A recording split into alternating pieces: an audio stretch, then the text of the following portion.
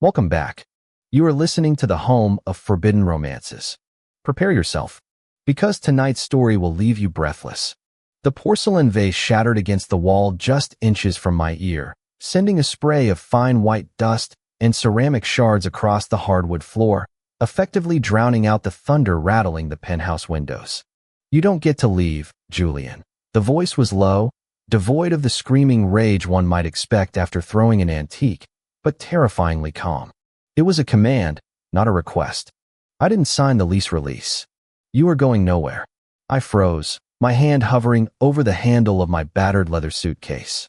My heart hammered against my ribs like a trapped bird, a sensation I had grown painfully accustomed to over the last 3 years living with him. I slowly turned to face Adrian.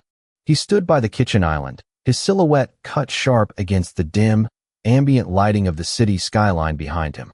He looked like a fallen prince, arrogant, devastatingly handsome, and currently, looking at me with eyes so dark they swallowed the light. He wasn't acting like the straight, best friend I had spent years pining over. He was acting like a predator whose favorite toy was trying to crawl out of the cage. "I'm done, Adrian," I said, my voice trembling despite my best efforts to sound steel-plated.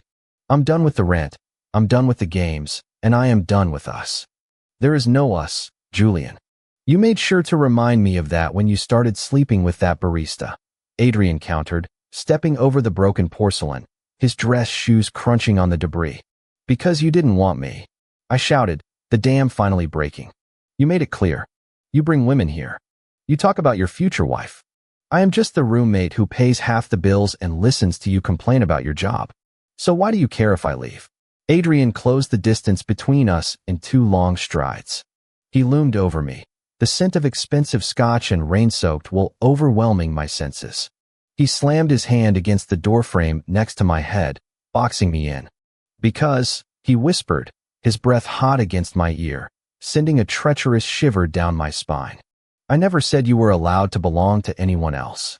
To understand how we ended up in a standoff in the foyer of a multi-million-dollar apartment in downtown Seattle, you have to understand the torture of the last 3 years. I, Julian Vane, a struggling concert cellist with a bleeding heart, had made the catastrophic mistake of moving in with Adrian Thorne. Adrian was the heir to a logistics empire, a man carved from marble and old money, with a mind sharp enough to cut glass and an emotional range that usually fluctuated between indifference and mild amusement. And he was straight. Painfully, undeniably straight. Or so I told myself every night while I listened to the sounds of his conquests through the thin drywall, burying my head under my pillow. It started as a convenience. We had known each other in university, the scholarship art student and the business tycoon in training. We were an odd pair, but we worked. When I needed a place in the city and he needed someone he trusted not to sell stories about him to the tabloids, he offered me the spare room. I fell in love with him in the quiet moments. It wasn't the money or the looks. It was the way he would sit on the floor at 2 a.m., listening to me practice Dvorak, his eyes closed, the tension of his corporate wars melting away. It was the way he remembered I was allergic to strawberries. It was the way he defended me when his elitist friends made jokes about starving artists. But then the morning would come. He would clap me on the shoulder, call me buddy, and talk about the blonde he met at the gala. For 3 years, I played the role. I cooked dinner because he forgot to eat. I organized his life.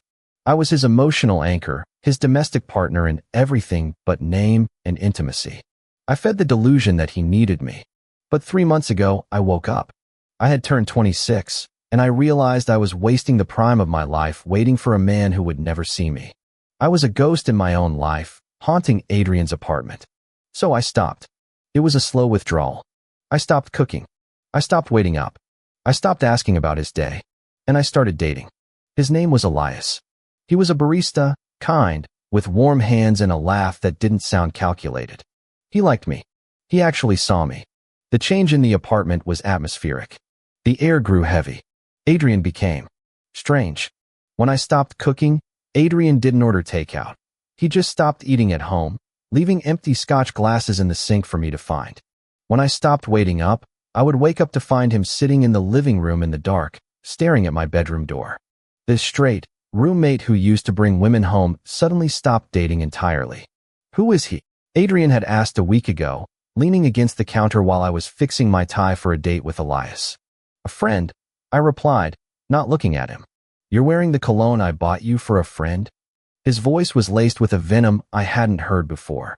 It smells good, Adrian. Leave it alone.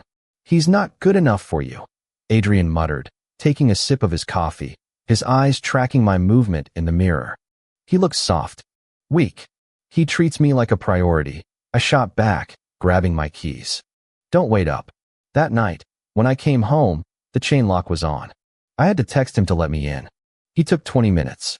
When he finally opened the door, he was shirtless, his hair disheveled, looking like he hadn't slept in days. Chain got stuck, he lied. We both knew the mechanism was flawless. That was the night I decided to move out. I found a studio apartment. It was small, damp, and cost a fortune, but it was mine. I signed the papers digitally. I packed my life into boxes while Adrian was at work. I thought I could slip away. I thought he wouldn't care. I was wrong. Back in the foyer, the tension was thick enough to choke on. Adrian's arm was a steel bar blocking my exit. Move, Adrian, I said, gripping the suitcase handle until my knuckles turned white. Elias is waiting downstairs. The mention of Elias's name made Adrian's jaw clench. A vein throbbed in his temple. He's not waiting, Adrian said coldly. I frowned. What? He's not waiting. I had security escort him off the premises 5 minutes ago. I told him you changed your mind. You did what? I dropped the suitcase. Rage, hot and blinding, flooded my chest.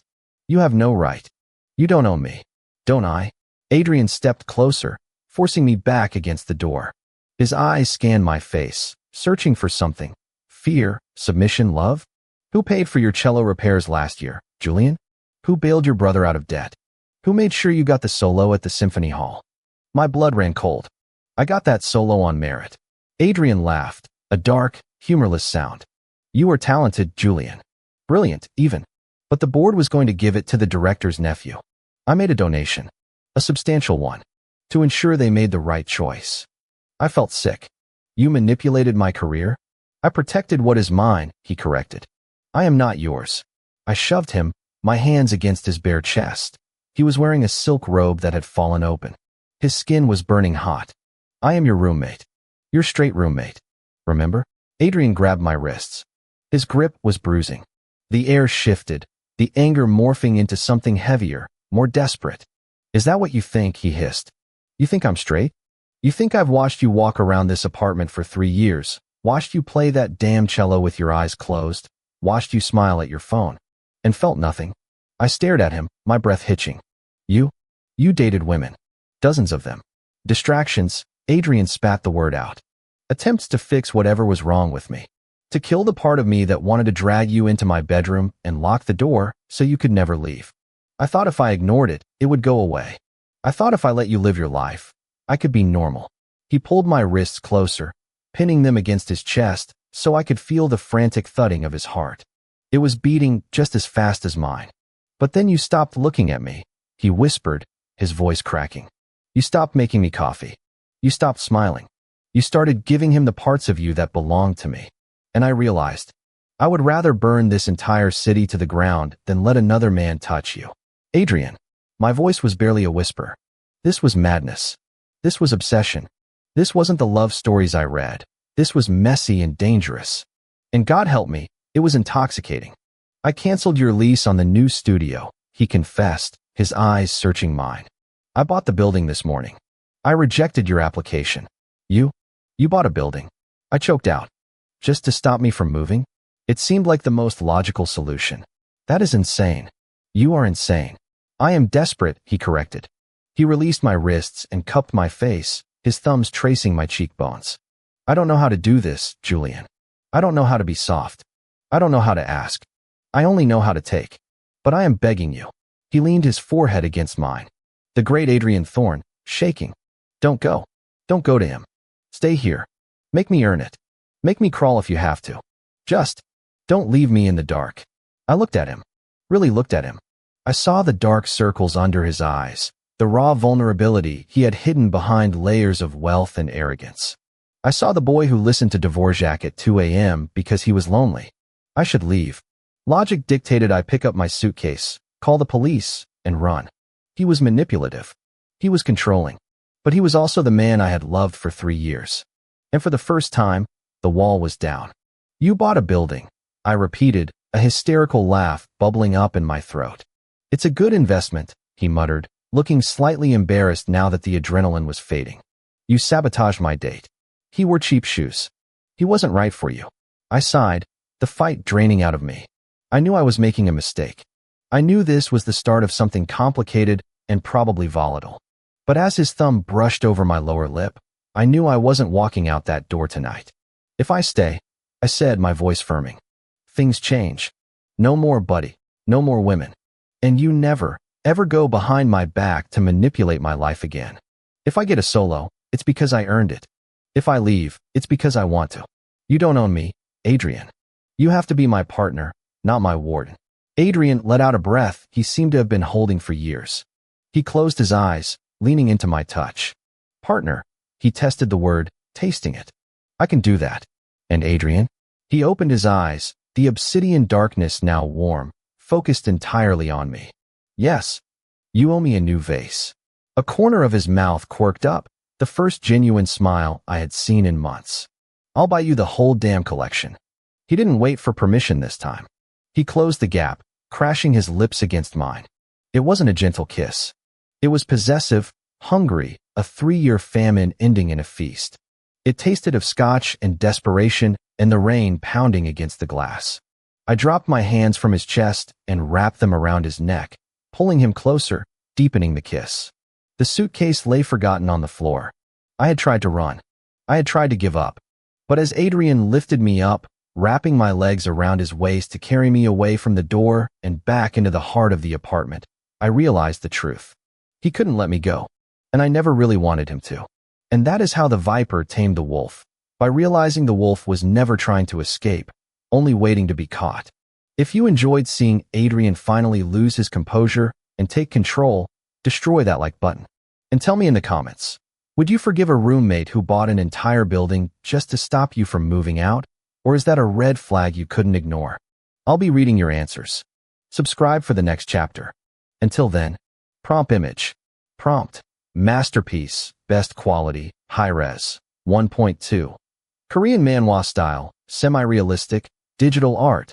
2 men, BL, yaoi, man 1.